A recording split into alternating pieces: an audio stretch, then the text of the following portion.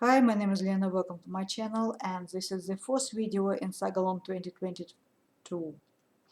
We are reading the last 20-something chapters of Egil's saga, and I realized that I am missing a chapter.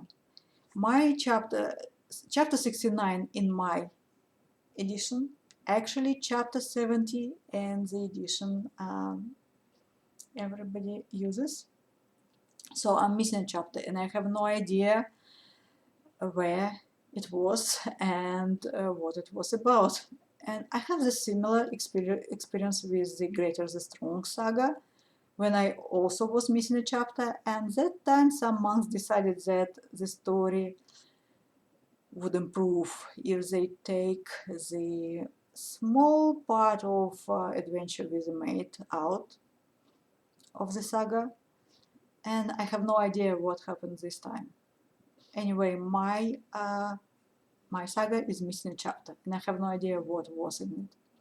Anyway, this part starts with a very good adventure story. Once again, Egil is helping out some relatives of his friend Arnbjorn. This time it's Thorstein, Arnbjorn's nephew. King Hakon wants to send Thorstein on a suicide mission.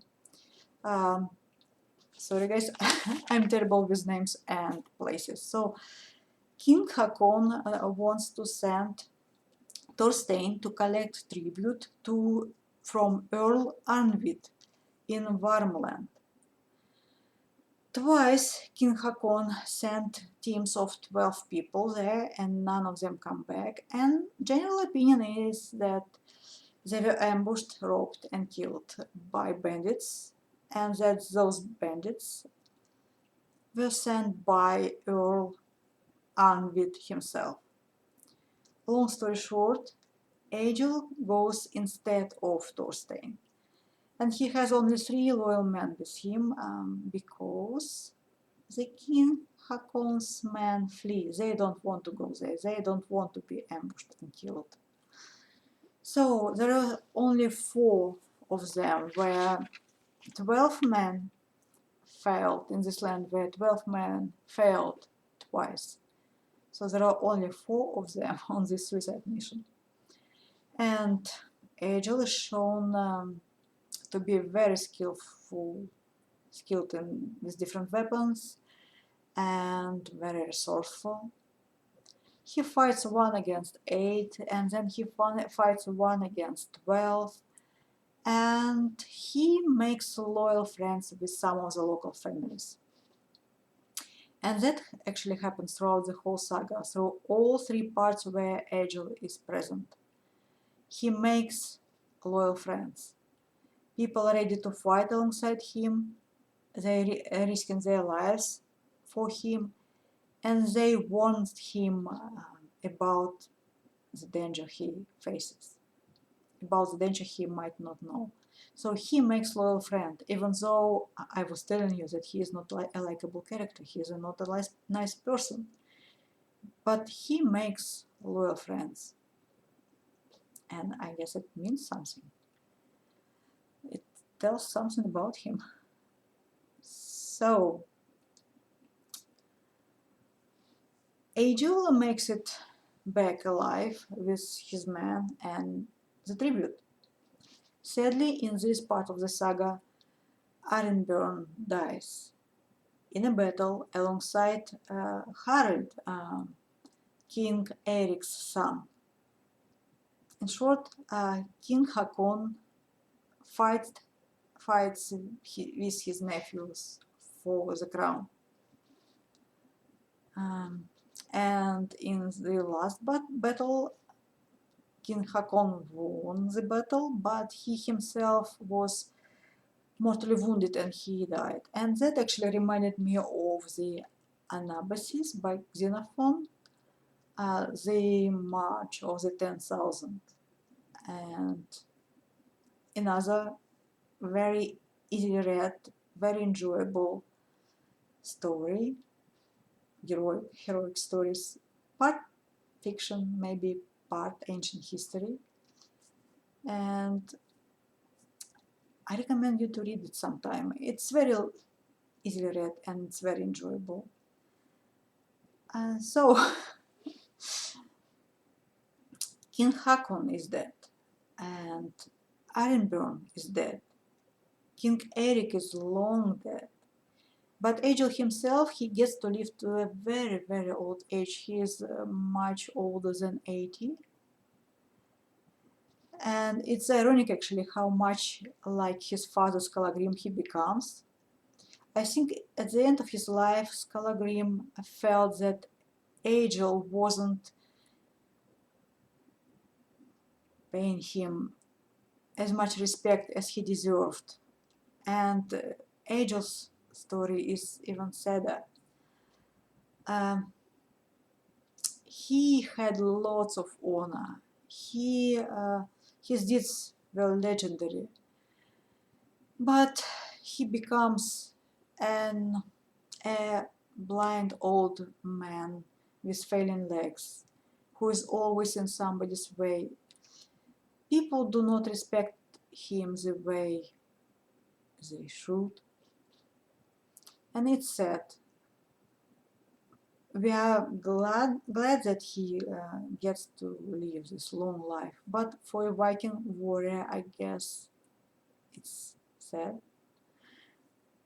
Anyway, what I like the most about this part of the saga is the healing power of words that Egil has, seemingly.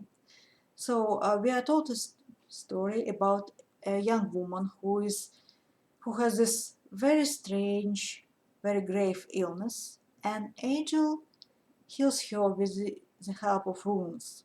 And we are told that her condition, her illness, was actually caused by another person using runes incorrectly. And there is another story, even more touching story. The story about Egil himself. In a short period of time, Egil loses two of his sons, and he is devastated, and he grieves his eldest son the most. His eldest son, Budvar. And Egil doesn't want to live anymore. He decides to starve himself.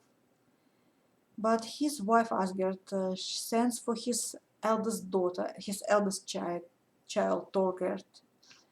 She leaves her husband and comes home very quickly, and she tricks her father into writing poetry. She says that she wants him to write a poem for Budvar, for people to remember him by this poem. And Egil starts writing poetry, and the process of writing poetry saves him. I like this idea that he not only was he a skillful warrior, but he had this power of healing by runes or by words. It's very interesting. I don't think I fully understand it, but it's very interesting. Although it's the first time for me when in a saga a person who is skilled in sorcery isn't actually the villain of the saga. Another thing I noticed about this saga, and it's not necessarily in the saga, and it's not necessarily was put there by design by the author, but it's the danger of passionate love. In the first part of the saga, we are told a very short story about a poet that was in love with a woman, to such an extent that he stopped reading and started writing poetry. And this love caused the family of the woman so much annoyance that her brothers decided to ambush him and kill him, and they almost succeeded. In the second part of this saga, a passionate love actually dishonored a woman, as I realize it now, and caused her daughter a lot of trouble in this third part of the saga. In the fourth part of the saga, a young woman almost died from this passionate love. a young man wanted to put a love spell on her and almost got her killed. She almost died because he used the wrong runes. And it's kind of interesting.